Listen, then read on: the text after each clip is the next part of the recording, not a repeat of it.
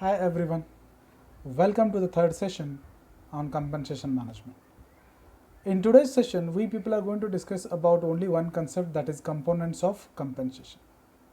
In this, we people are going to discuss about the financial components and non-financial components in detail.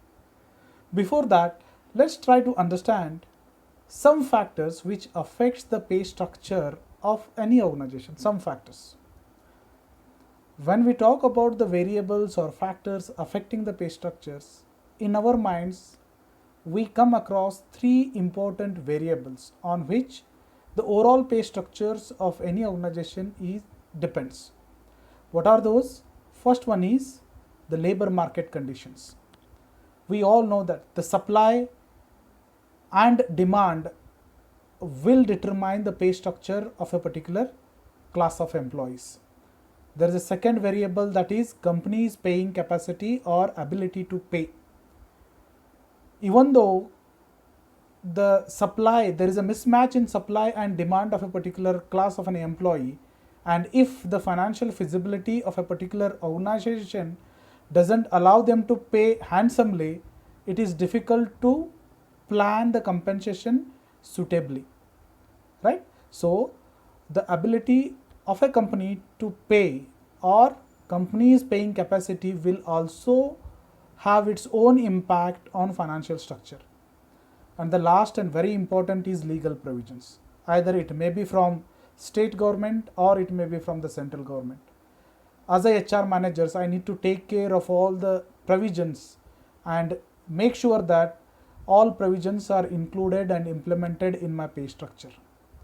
So after understanding this as a backdrop, let's try to go in detail about the components. As I earlier discussed, the components are broadly grouped into two categories. One is financial components and another one is non-financial components, right? When I talk about the financial components, the name itself spell out that all the benefits what we pay to our employees in terms of money, they are included in financial components. And all the benefits that we pay not to our employees in any other format other than the money, that is considered as non-financial components, right? So when we talk about the financial components, there are five components comes in our mind very importantly. They are basic wages, basic salary. There is one more called dearness allowances, popularly known as DA. There is something called incentives, bonuses and commissions. To begin with, let's try to understand what do you mean by a basic salary or a basic wages, right? It is referred to that cash component of financial components of the compensation plan which is fixed throughout the year, or in other words, what we can say, that part of cash component which is fixed throughout the year and it is subject to change only when there is a change in annual increments or subject to periodical pay hikes of that particular employee, right? So two important things that we need to understand about a basic salary is it is fixed throughout the year, and another one is it will change when there is an annual increment. Say for example, in teaching fraternity, what we can say, there is a 3% of annual increment every year, right?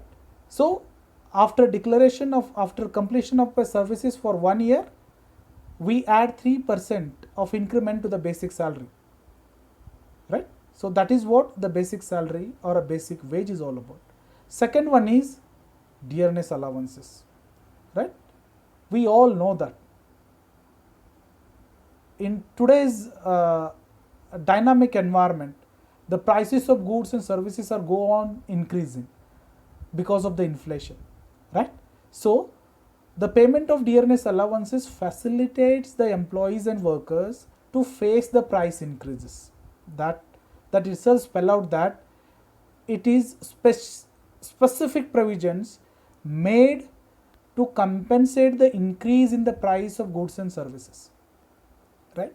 So dearness allowances is calculated on the basic salary, and in any annual year the state government and the central government declares the dearness allowances twice in a year, on 1st Jan and on 1st July, right?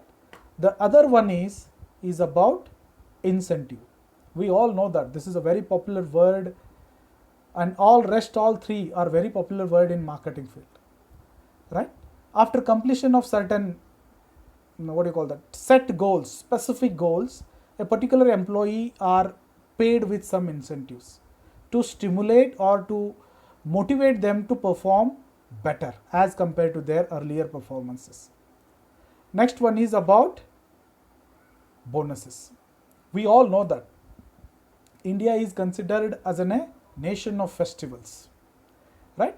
So when the festival comes, automatically it comes with certain unplanned expenditures, right? So meet that unplanned expenditures, the state government or a central government or even some private organization, they declare the bonuses on a specific festivals, say for example Diwali bonus or a Holi bonus, etc., right?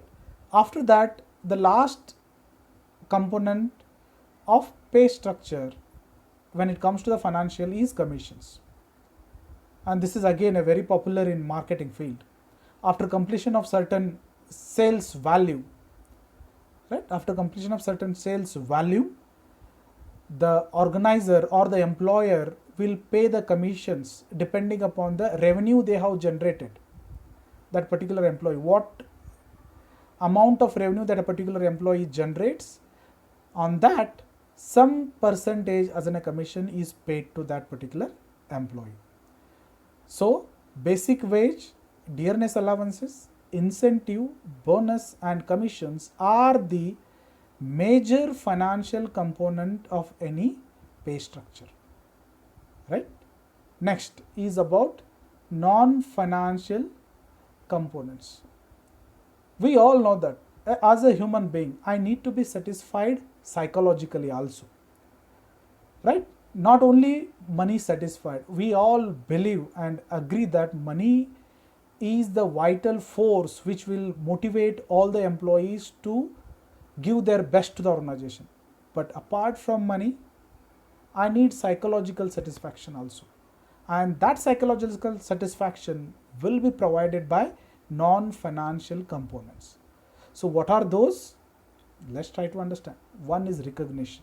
Recognition for the commitment, recognition for the performances, recognition for the excellence that a particular employee possesses, right?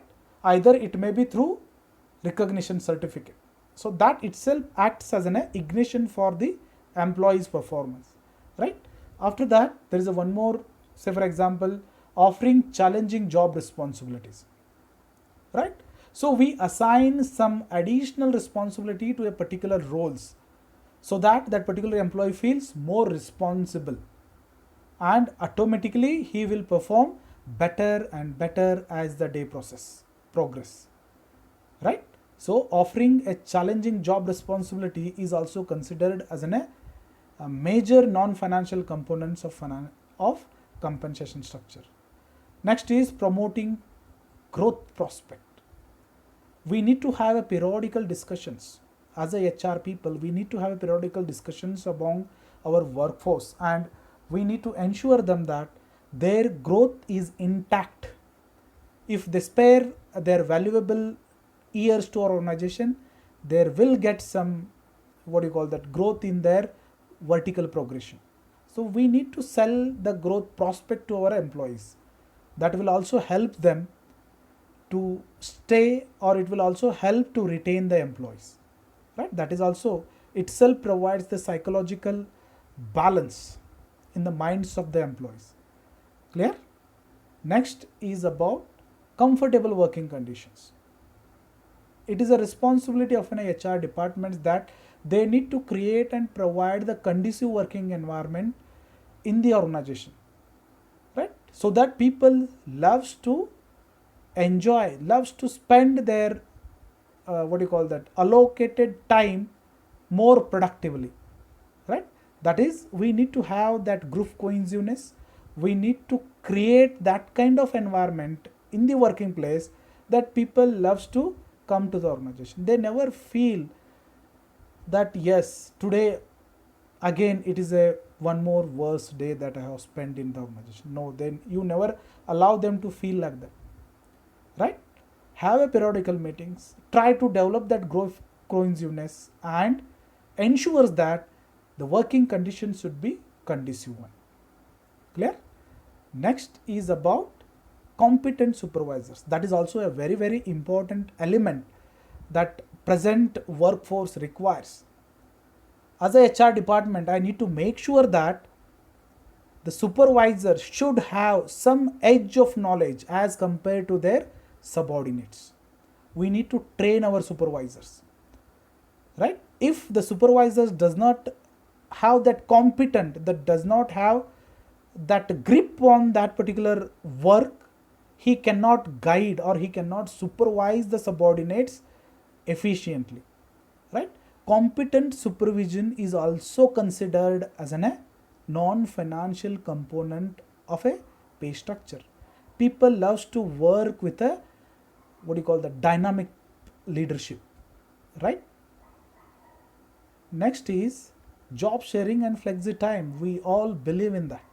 In modern corporate world, flexible working hours.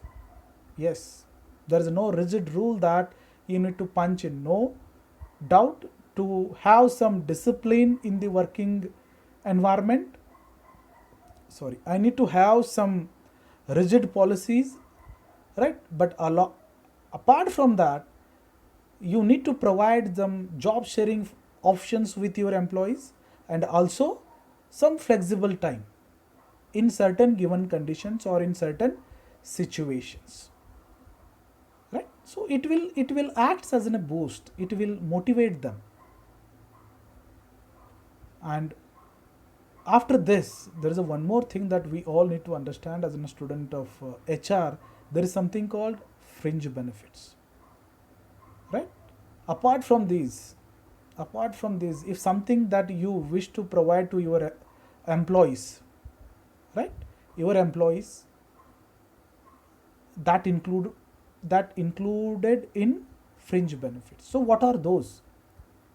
Fringe benefits are considered as those benefits which are not included in financial and non-financial components. Say for example, providing a medical assistance, providing them some what do you call the paid trips, right? Having their general insurance policies, right? So the literature is available. I will read it for you people to for more understanding. Fringe benefits constitute indirect compensation as they are usually extended as a condition of employment and not directly related to the performance of concerned employee. Fringe benefits are supplement to regular wages received by the workers at a cost of employers. As I earlier said, it includes the benefits like paid vacation, pensions, health and general insurance and life insurance policies, and so on. The list is high, right?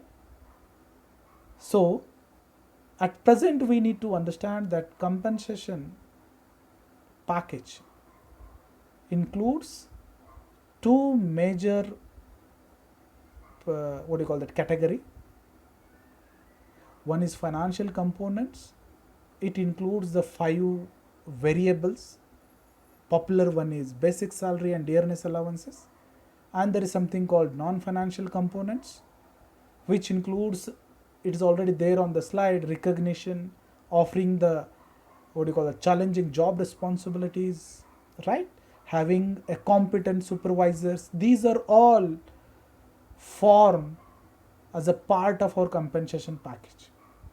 Or ultimately what we can say as HR managers, I should have that perfect blend of financial and non-financial components, and I should present my package to our employees such a way that it always keep them engaged, it always motivate them, right? And more specifically, it helps the organization to retain that particular employee throughout their life.